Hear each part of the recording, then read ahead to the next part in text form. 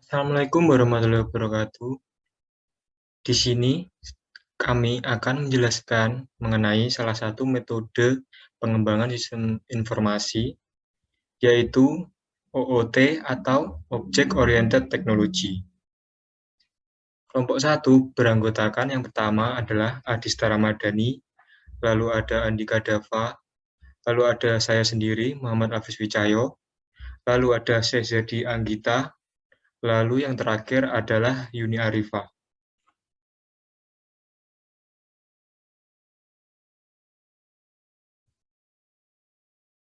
Topik pembahasan dari Object Oriented Technology meliputi yang pertama adalah definisi dari Object Oriented Technology tersebut, lalu yang kedua ada tahap-tahap Object Oriented Technology, lalu yang ketiga ada kelebihan dan kekurangan Object Oriented Technology, lalu yang terakhir adalah implementasi Object Oriented Technology. Oke, langsung saja kita masuk ke poin pertama, yaitu definisi OOT. Object Oriented Technology merupakan cara pengembangan perangkat lunak berdasarkan abstraksi objek-objek yang ada di dunia nyata. Dasar pembuatan adalah objek, yang merupakan kombinasi antara struktur data dan perilaku dalam suatu entitas. Jadi dapat disimpulkan bahwa Object Oriented Technology dapat seperti membayangkan apapun menjadi objek yang ada di dunia nyata, lalu diterapkan pada pengembangan sistem informasi dalam metode tersebut. Untuk selanjutnya akan dilanjutkan oleh teman saya. Silakan. Untuk selanjutnya, poin kedua yaitu tahapan dari OOT. Yang pertama, ada model objek. Model objek menggambarkan struktur statis dari suatu objek dalam sistem dan relasinya. Model objek berisi diagram objek. Diagram objek adalah graf di mana node-nya adalah kelas yang mempunyai relasi antar kelas. Yang kedua, ada model dinamis. Model dinamis ini menggambarkan aspek dari sistem yang berubah setiap saat. Model dinamis dipergunakan untuk menyatakan aspek kontrol dari sistem.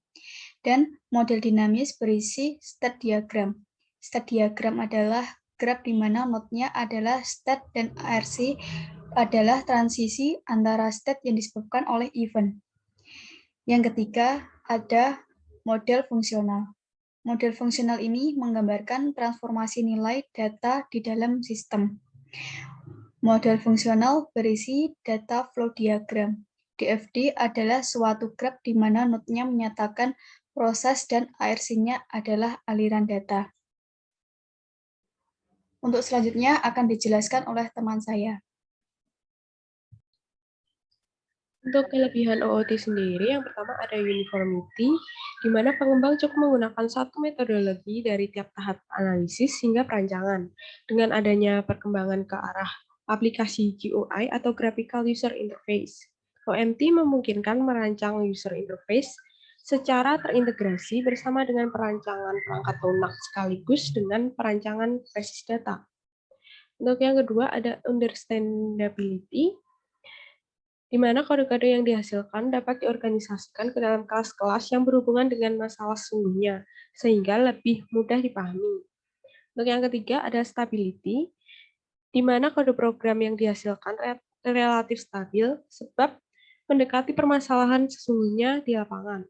Yang terakhir ada reusability, di mana dimungkinkan penggunaan kembali kode-kode, sehingga akan mempercepat waktu pengembangan perangkat lunak.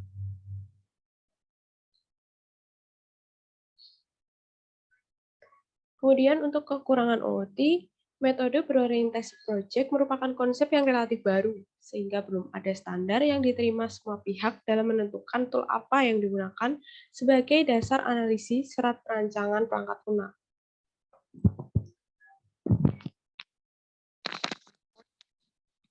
Selanjutnya contoh implementasi OOT. Pada gambar tersebut, OOT dapat dianalogikan sebagai sebuah kendaraan kendaraan, di mana kendaraan memiliki atribut umum seperti kapasitas penumpang, jumlah roda, dan nama. Sedangkan kendaraan roda 4 merupakan turunan dari kendaraan, akan tetapi lebih spesifik di mana jumlah roda ada 4. Dari kendaraan roda 4 dapat diturunkan lagi menjadi mobil sedan, bus sekolah, dan kendaraan roda 4 lainnya. Kapasitas penumpang menjadi hal yang membedakan antara mobil sedan dan juga bus sekolah. Dengan demikian, maka suatu perancangan sistem dengan menggunakan pendekatan OOT akan jauh lebih mudah karena implementasinya sendiri merupakan diri sendiri. Keuntungan dari OOT ini adalah informasi yang ada dalam objek disembunyikan dari kelas lainnya. Objek yang dibentuk dapat dikelola secara terpisah walaupun merupakan turunan kelas yang sama. Kelas yang telah dibuat pun dapat digunakan kembali pada program yang lainnya sehingga menghemat waktu pekerjaan lainnya.